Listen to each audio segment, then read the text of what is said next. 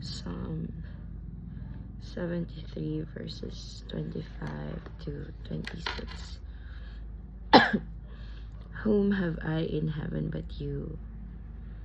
And there is none upon earth that I desire besides you. My flesh and my heart fail, but God is the strength of my heart and my portion forever. So, sorry. This morning, nagising ako with the first line running in my head. Whom have I in heaven but you? So this is David talking to God. And for me, this is just so true. In my case, sino bang nag-iisa that's always for us as long as we are,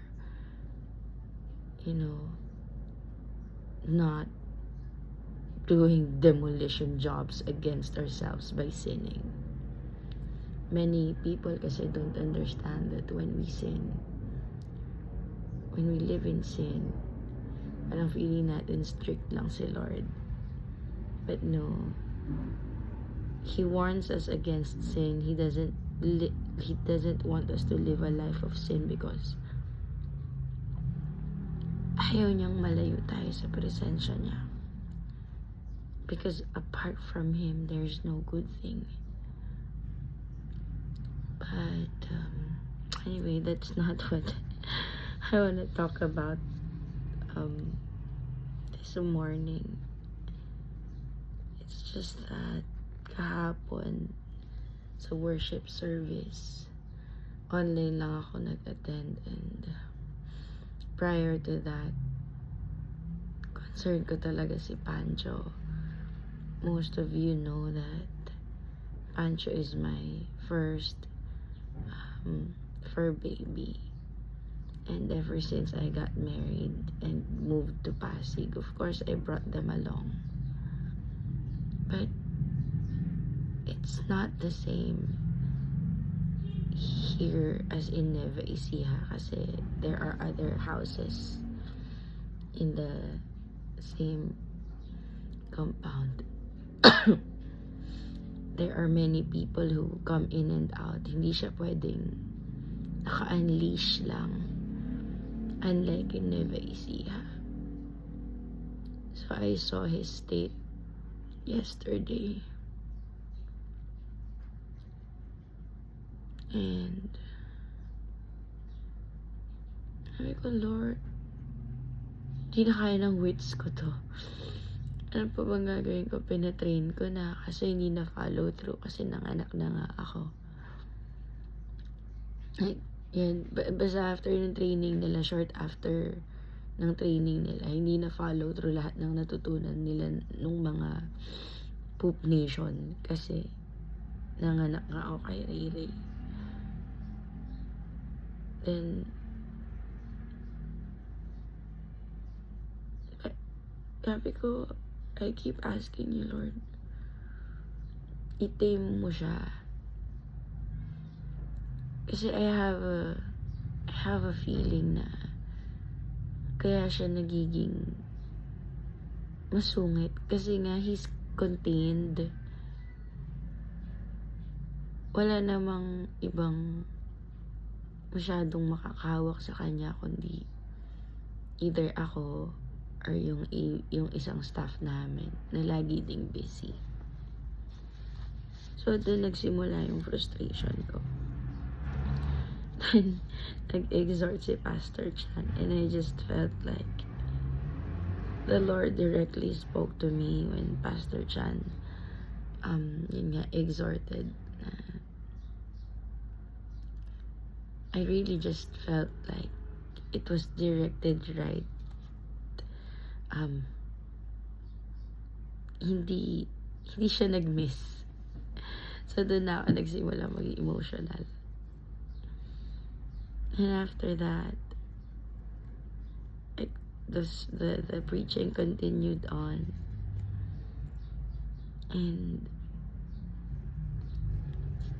parang each time that I had a thought in mind, na God, why is it like this? Why is it like that? Pastor Rev would say something that would directly speak to my feelings, to what was going on in my head. And I just knew that right there and then God was right there sitting with me, speaking through Pastor Rev. And syempre yung asawa ko, tinanong na. Kasi for some reason, sa baba kami nagstay ni Ray Ray. Hindi ko sure. Pero din na kami nanonood ng preaching. Si Anthony, nakita na ako, galo na yung uhog ko tsaka luha. Tinanong niya ako bakit. Sabi ko, imagine from aso yung pinanggalingan nito ha. Sabi ko, papagod na akong sa work ko. I don't mean to sound ungrateful. I prayed for this. But I just feel like na-serve niya na yung season niya. It has been 7 years. So I started teaching online, like for good, 2019, and then started freelance 2021. Na sabi ko, kasi nung morning nun, we facilitated a parenting seminar. So of course, makikipag-usap ka sa mga magulang, ganyan. I enjoyed it. I enjoyed being around people. And I just felt so guilty kasi each time that I have to go to work, I'm dragging myself. Like, literally dragging myself. Like, I find no more joy in it.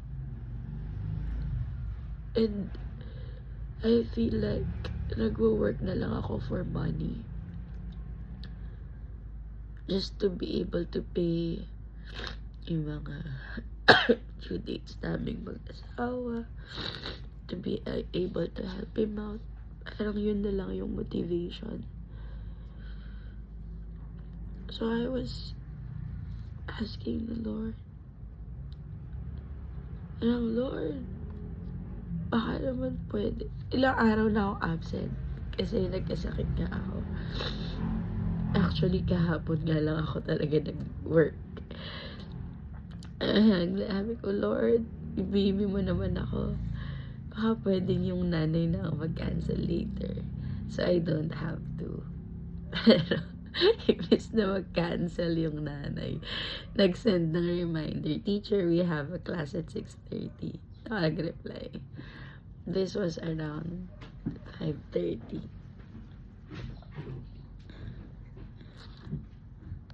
And then, so, natanong ni Anthony kung ba't ako umiiyak. Kasi parang, ang complicated ng feelings ko. Na, I know kailangan kong mag-show up. Hindi pwedeng maging based sa emotions ko. Yun ang point dito. Umabot tayo ng 9 minutes, pero yun ang point. It's never about my feelings. Whether passionate pa ako sa ginagawa ko or hindi. Walang words si Lord na malis ka na dyan. But each time I ask, another student would come. So, yung sinabi ko, hindi ako pwede mag-base emotions ko eh. Because life is not about me.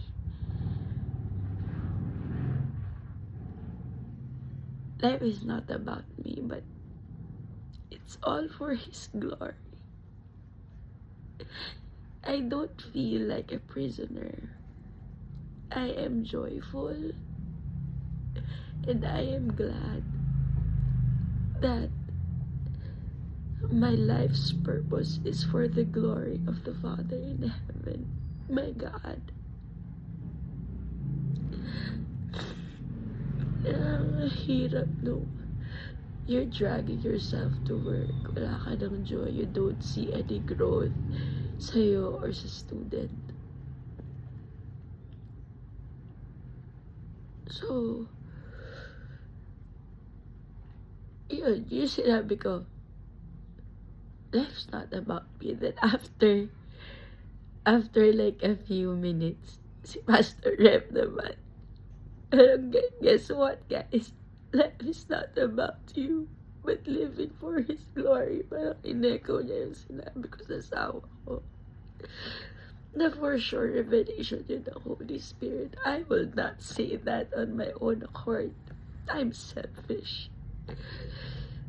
But it was the Holy Spirit really that revealed that to me through my own voice. I don't know, parang naghahalong masaya na malungkot, na mabigat. But this verse, whom am I in heaven but you? Parang napakabuti ng Panginoon kasi I can't find the right words.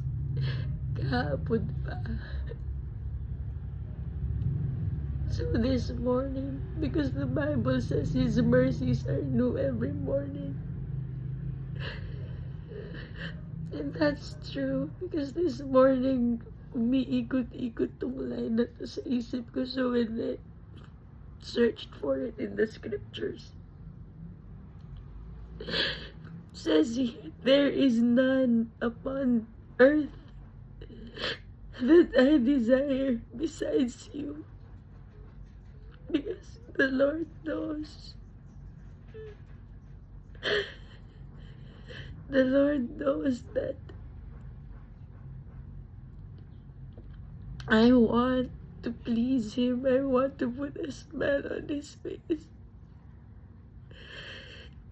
So I showed up. I showed up sa klase ko. Although it felt like really dragging myself. And naging smooth yung class. And the Lord, like, let me take a nap for like 30-45 minutes before the class. Yeah, it went well. But the Lord is just so good at when you can process your emotions. You don't know how to deal with your own heart. He would give you the avenue, the resources that would help you do that.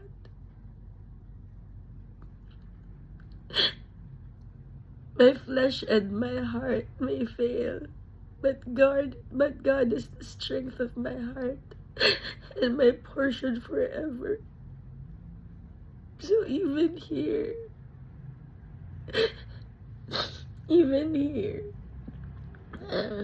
feeling ko, di na ako fulfilled sa ginagawa ko because He called me here.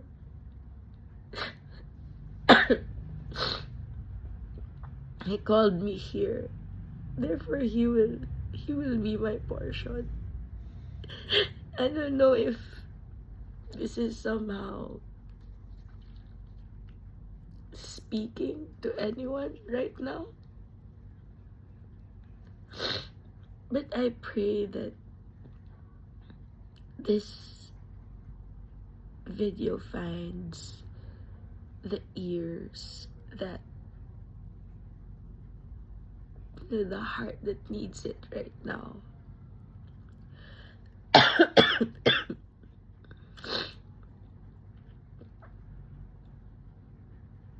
In verse 28, from the same chapter, it says, "But it is good for me to draw near to God. I have put my trust in the Lord, that I may declare all your works." So, whoever you may be, just continue to draw near to God. Ano man yung valley na dinadaanan mo, because our God is faithful and He will never fail. He will never miss a thing.